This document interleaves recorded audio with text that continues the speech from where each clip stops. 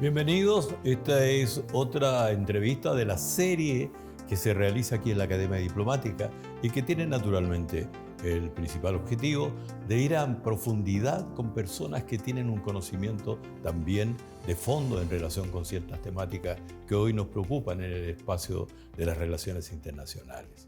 Hoy día tenemos la oportunidad de conversar con Julio Cordano, quien es el responsable muy directo desde el Ministerio de Relaciones Exteriores con los temas ligados a medio ambiente.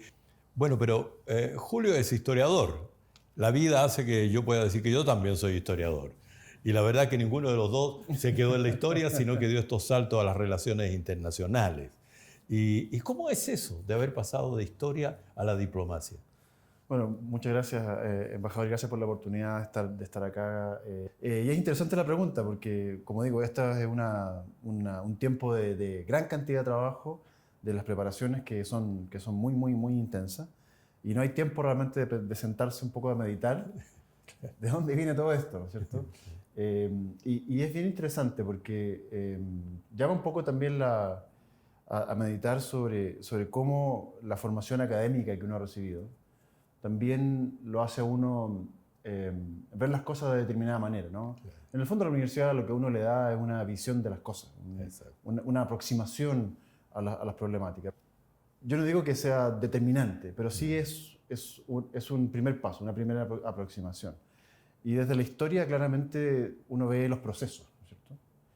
Y los procesos marcan que, en este caso particular, que todo se explica de alguna manera por el proceso histórico que ha llevado a este momento que estamos hoy día, en un momento tan complicado del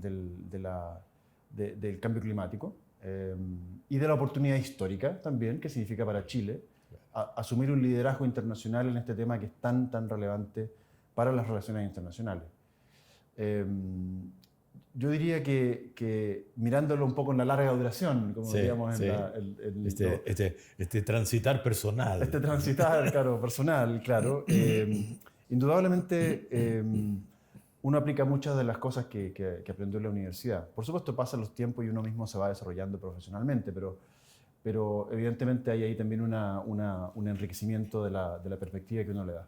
Y desde esa capacidad que ha dado la vida, ¿cuáles son los temas prioritarios que hoy tenemos al frente, mirado desde el ámbito del Ministerio de Relaciones Exteriores particularmente? En el proceso del medio ambiente en que estamos ahora. Bueno, yo creo que una de las cosas más importantes y que aplica mucho a la diplomacia es el hecho de darse cuenta de que la llamada agenda ambiental es una agenda política.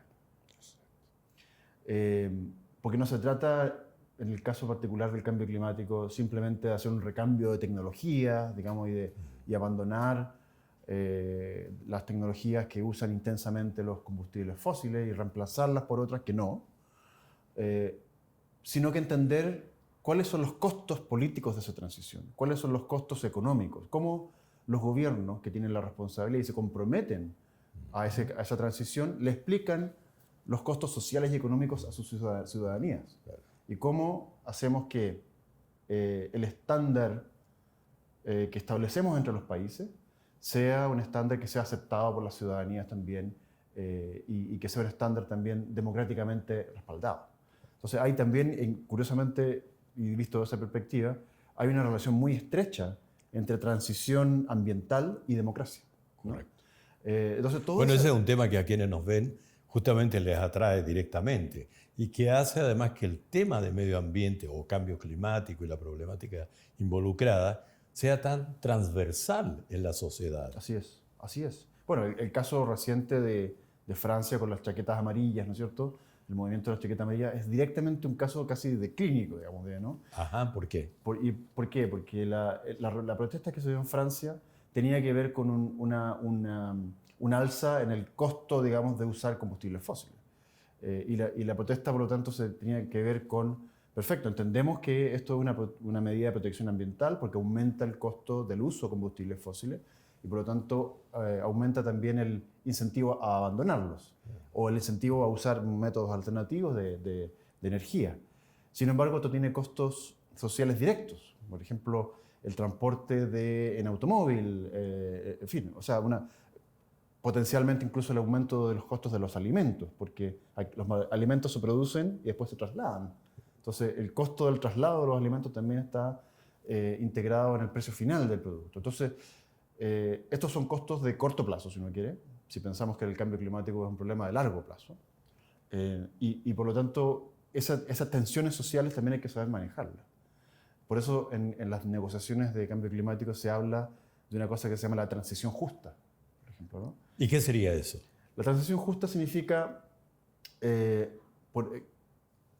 aceptar que hay un consenso de que efectivamente tenemos que transitar hacia una economía baja en emisiones y resiliente al clima, pero que también tenemos que hacernos cargo de los costos que significa esa transición. Y que se refieren al ejemplo que estaba dando recién, a los costos sociales que tienen que ver con el potencial aumento de productos básicos, por ejemplo. Pero también tiene que ver con una cosa muy simple y directa, que es los puestos de trabajo asociados a las industrias del petróleo, por ejemplo. ¿Cuánta gente trabaja en el petróleo que va a perder su puesto de trabajo? Entonces, algunos incluso le ponen un segundo apellido, transición justa de la fuerza laboral. Pero está claro que los puestos de trabajo no van a ser los mismos de aquí a 20, 30 años más. Claro. Aunque hubiéramos sido capaces de controlar la generación del efecto invernadero. Teóricamente, si hubiéramos sido capaces de controlar aquello, la evolución de lo digital igual seguiría, por ejemplo, viva en el proceso histórico que estamos viviendo. Por supuesto, pero hay una diferencia ahí, porque de alguna forma la transición digital responde a incentivos que se van generando a medida que la penetración de esas tecnologías se hace realidad. Y por lo tanto es una especie de autoajuste, digamos, del mercado. En cambio, aquí estamos hablando de que los países tienen que deliberadamente promover un cambio que va a significar perdedores en el corto plazo y ganadores en el largo plazo. La pregunta es cómo hacemos que los perdedores en el corto plazo no signifiquen una tensión social que impida que todos los demás ganemos lo que tenemos que ganar en el largo plazo. Y con una complicación adicional, y es el hecho de la urgencia del cambio. Correcto. Porque a nosotros no nos sirve que lleguemos al cambio si es que la transición es demasiado lenta. Exacto. ¿Por qué? Porque estamos en una carrera contra el tiempo. A veces no se entiende esto, de que la realidad es de corto plazo. Sí. Corto plazo en términos relativos, digamos, de aquí a 40, 50 años ya se tienen que notar cambios reales. Y mucho menos. O sea, el año pasado, en septiembre del 2018, el IPCC, que es el panel intergubernamental de cambio climático, que son los que reúnen a los científicos del mundo, señaló que si realmente queremos limitar los efectos más dramáticos del cambio climático, nos quedan 12 años. 12. Salvaje. 12 años. O sea, estamos en 2018. O sea, al 2030. Estamos en 2019 ahora. Es decir, o sea, al 2030, para redondear, ya tiene que haber algo. Tendría que haber al 2030 tenemos que tener una transición rápida, brutalmente rápida, diría yo incluso, con una desaceleración, con una caída muy abrupta y muy pronunciada del consumo de combustibles fósiles. Un área que es particularmente cercana a nosotros es el tema de los océanos. Sí. Y de hecho, esta COP25 tiene mucho el signo de los océanos planteado por Chile. Así es. ¿Cuál es el área de inquietud que tenemos con los océanos y la perspectiva que Chile específicamente y ustedes en particular están trabajando? Sí. Bueno, los océanos son el sumidero de carbono más importante del mundo, lo cual significa que es el ecosistema o el sistema, digamos, físico que absorbe la mayor cantidad de CO2, incluso más que los bosques.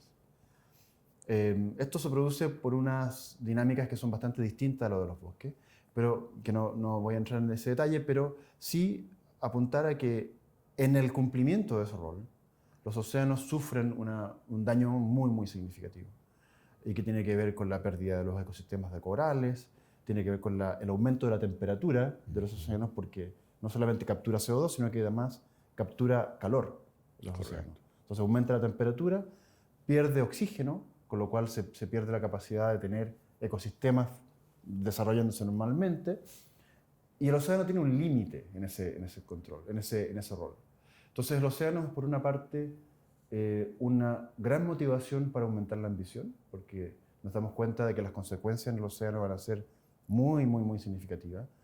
Además, si le asignamos, si le agregamos otros fenómenos que no tienen que ver con cambio climático, pero que son igualmente graves, como la pesca ilegal o la sobrepesca, vemos que la dependencia de los productos del océano va a significar una crisis muy significativa en los próximos años.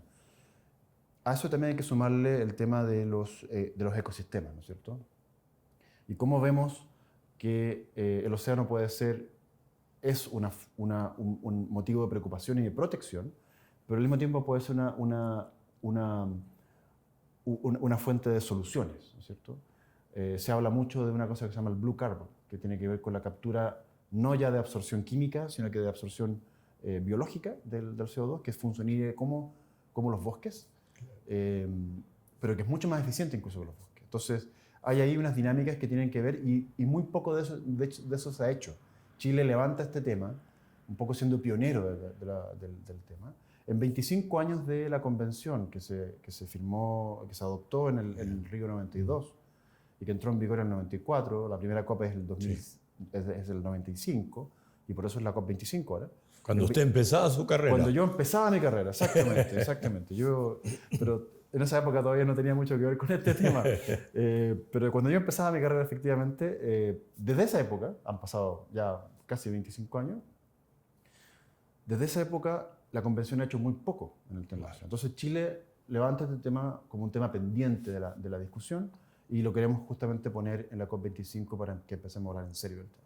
Chile no es un país perfecto, ¿okay? La matriz energética chilena es altamente dependiente del carbón, pero como contrapartida ya tenemos que el presidente anunció que al 2040 vamos a tener la total cierre o el retiro de centrales a carbón, al 2040. Y apuntamos a la carbono neutralidad, es decir, al balance entre emisiones y capturas, al 2050. Eso nos pone a la vanguardia de los países, sobre todo en el contexto de los países en desarrollo.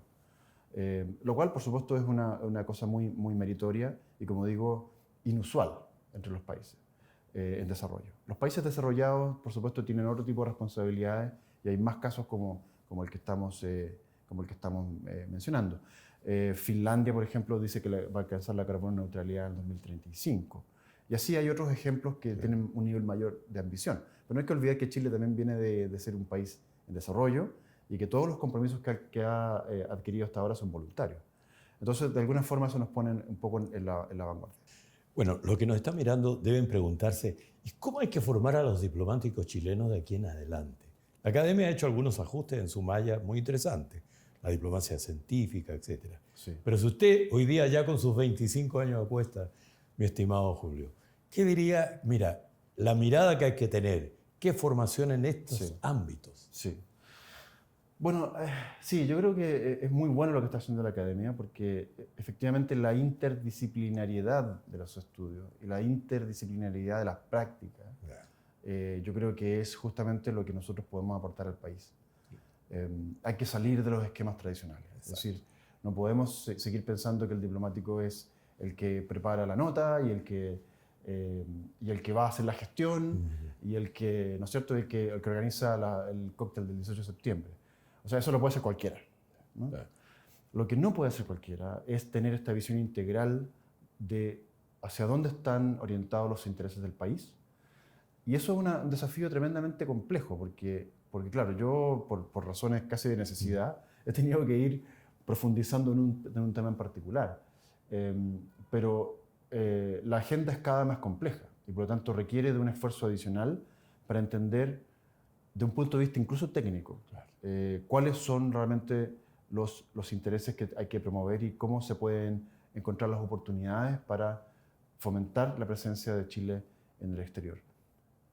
Yo creo que hay un tema muy importante de capacidad de síntesis, de preparación de buenos antecedentes, de entender las grandes líneas de dónde están situadas las problemáticas y sobre todo salir.